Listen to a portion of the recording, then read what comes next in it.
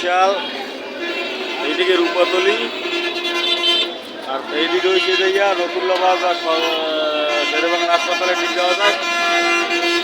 এইদিকে হচ্ছে যাইয়া দপদপিয়া বা এইদিকে যে আসার পর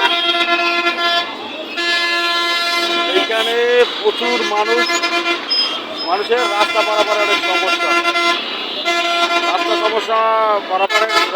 রাস্তা পারাপারের সমস্যা মোকাবিলার জন্য এখানে জরুরি ভিত্তিতে যদি একটা ওভারব্রিজ হয় তাহলে অনেক সমস্যা অনেকটাই মিটে যায়। এখানে একটা গোল চত্বর, হাজার হাজার মানুষ এখানে একটা পরে হাজার হাজার গাড়ি এখান থেকেই করে, কিন্তু যেখানে যদি নিচ দিয়ে মানুষ চলাচল করে তাহলে এই গাড়িগুলো স্লো হয়ে যায়। স্লো হইলে পরে সমস্যা হয়, যানজট লেগে যায়। এই মানুষগুলো যদি উপর থেকে ওভারব্রিজের মাধ্যমে পাস হওয়ার ব্যবস্থা করা যেত তাহলে এই যানজটটা থাকতো না, আর গাড়িগুলোর এরকম ব্লক হইতো না। এই যে শত শত গাড়ি,